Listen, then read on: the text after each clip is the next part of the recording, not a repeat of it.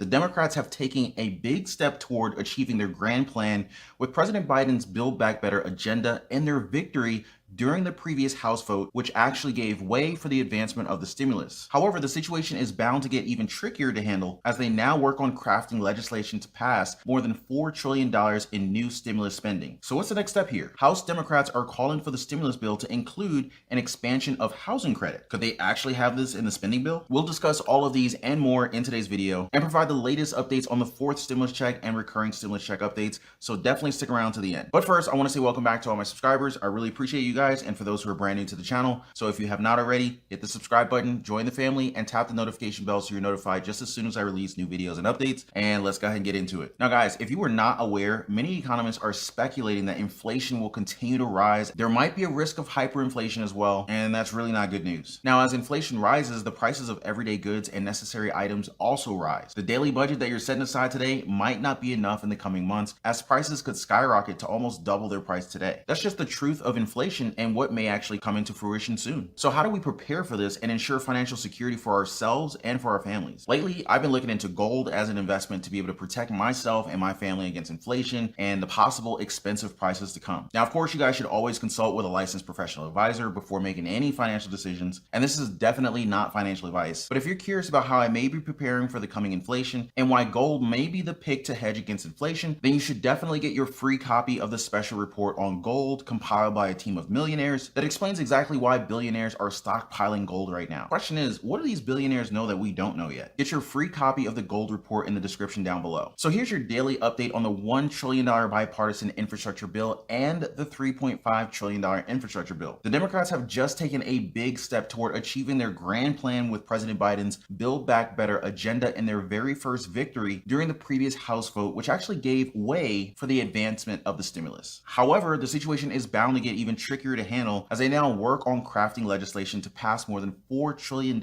This is crazy, $4 trillion in brand new spending. You want to talk about inflation? Here we go. But the question is, what is the next step here? Let's go and dive into this. It says here, in the coming weeks, Democrats aim to approve a $1 trillion bipartisan infrastructure plan and up to $3.5 trillion in investments in social programs. Passing both will require a heavy lift as leaders will need to satisfy competing demands of centrists, wary of spending, and progressives who want to reimagine government's role in Americans' households. The House is leaving Washington until September 20th after taking key steps toward pushing through the sprawling economic plans. The chamber on Tuesday approved a $3.5 trillion budget resolution and advanced the infrastructure bill as House Speaker Nancy Pelosi promised centrist Democrats to take up the bipartisan plan by September 27th. The Democrats' plans remain the same though. They will not allow the bipartisan infrastructure bill to move forward first without the stimulus bill. In fact, it took an extended session for House Speaker Nancy Pelosi to convince the centrists to cooperate with this plan. Centrists and progressives finally agreed on a compromise that states that they will take up the bipartisan deal by September 27th. Now, as a result, this means that the Democrats must have finished crafting legislation for the bill by that date. And if they don't, the group of moderates will certainly have something to say that will cause commotion in the House, which would inevitably cause a delay. But let's continue. Now that both the chambers have passed the budget measure, Democrats can move without Republicans to push through their spending plan via reconciliation. Party leaders want committees to write their pieces of the bill by September 15th before budget committees package them into one massive measure that can move through Congress. Committees could start marking up legislation in early September. Party leaders face a challenge in coming up with a bill that will satisfy centrists who want to trim back the $3.5 trillion price tag and progressives who consider it the minimum Congress should spend. As one defection in the Senate and 4 in the House would sink legislation, Democrats have to satisfy a diverse range of views in order to pass their agenda. This feels like a big, complicated legislative game of Tetris, if you ask me. Now, satisfying all of the Democrats will be the most challenging task for the party to be able to overcome. Although they share a common goal of getting the bill done, not everyone shares the exact same view on how it's going to get done. Some senators like Joe Manchin and Kyrsten Sinema have said they will not support the $3.5 trillion price tag, saying it's too much. A group of moderates in the House wants the bipartisan infrastructure bill done before working on this reconciliation bill. The icing on the cake here is that they cannot afford to lose any Democrat. Losing just one could lead to more losses, and that could mean the failure of the bill altogether. So expect very tedious negotiations and probably some very heated heated moments in the coming days as more news comes out about the Democrats and the bill. Also, September 15th will be an important date for the Democrats as this is their target date for pieces of the bill. That's less than 3 weeks from now. That may sound like a short span of time in order to craft something so important like this, but for these lawmakers, this is normal. On top of that, September 15th will be less than 2 weeks away from September 27th. So now you guys can kind of see the timeline that the Democrats are working with. There's definitely a sense of urgency coming from them to move now and get this done as soon as possible. Given the magnitude of this legislation, passing it quickly could prove difficult. To appease congressional progressives who have prioritized passage of the budget bill, Democrats could move to pass both proposals at about the same time. While Pelosi gave a September 27th target date to approve the infrastructure plan, the commitment is not binding. Still, she noted Wednesday that Congress needs to pass the bill before surface transportation spending authorization expires on September 30th. So now House Speaker Nancy Pelosi is saying that the September 27th target date is non-binding, which makes this a bit confusing. Nonetheless, the critical information to understand here is that they must pass the bill before September 30th. Could they actually get this done though? They're actually aiming to get the infrastructure bill on President Biden's desk by October 1st. So it's almost a certainty that they're not going to be extending their deadline up to October. Remember, there is a lot at stake here. The infrastructure bill and the stimulus bill are two of the most extensive packages ever in US history, and the things that they want to include are game changers. Their ultimate goal, after all, is to help the American people according to them. Now, the plan would expand Medicare, paid leave, and childcare, extend enhanced household tax credits, and encourage green energy adoption while hiking taxes on corporations and the wealthy. These provisions listed here are just the tip of the iceberg though. There are still so many things that the Democrats can put there, and one of those could be fourth stimulus checks and monthly recurring stimulus checks. Now, they haven't mentioned those yet, but that doesn't mean that they won't bring it up soon. What do you guys think about this though? Will they add a fourth stimulus check in there? All the other benefits are already great, so why not add even more? Let me know your thoughts in the comments down below. I'll tell you what though, guys, I'm staying optimistic. Up next, House Democrats are calling for stimulus bills to include an expansion of a housing credit. Could they actually have this in the spending bill? You might want to hear this, but let's see. A group of more than 100 House Democrats is urging congressional leaders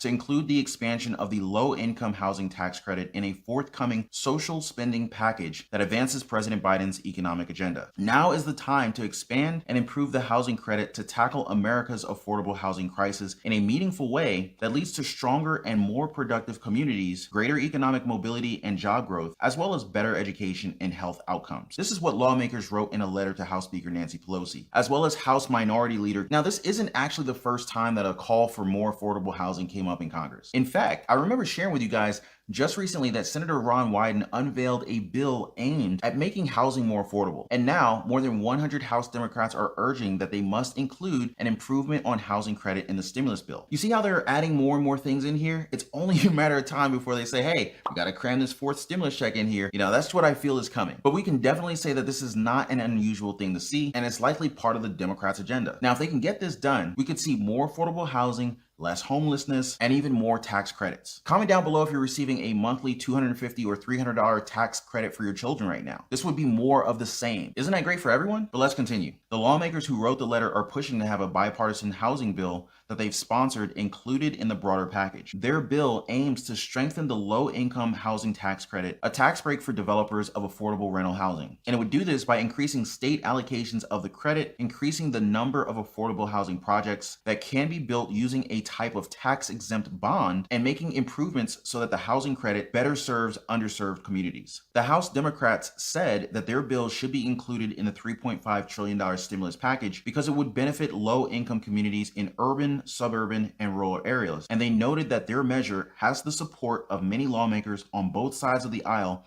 as well as from stakeholder groups. It turns out that the bill that they're pushing for has bipartisan support. Surprise, surprise, right? And that's definitely great to see. This bill actually provides a solution to the US housing crisis that we've been facing for a long time. Now, with the goals that they listed, I could see how this could work. But the question is, will they actually include this in the stimulus bill? We don't know that for sure just yet, but there is a possibility that they would. The Democrats' agenda generally involves making plans that are going to help the people. How could they pass up on including a bill that would help millions of Americans be able to afford a home? Comment down below if you're renting right now, but you would love to be a homeowner. I'd love to hear from you guys. But we'll just have to wait and see. But what do you guys think about all of this? Do you feel that the group of more than 100 House Democrats will actually be able to get their calls for more affordable housing answered? Hit me up in the comments down below. Let's discuss this one. I hope you guys appreciated it all. If you haven't already, do like this video. Definitely subscribe to the channel and hit that notification bell so you are the first to know as soon as I release new videos and updates. And I'll see you guys on the next video. Take care and be safe, guys. Take care and be safe, guys.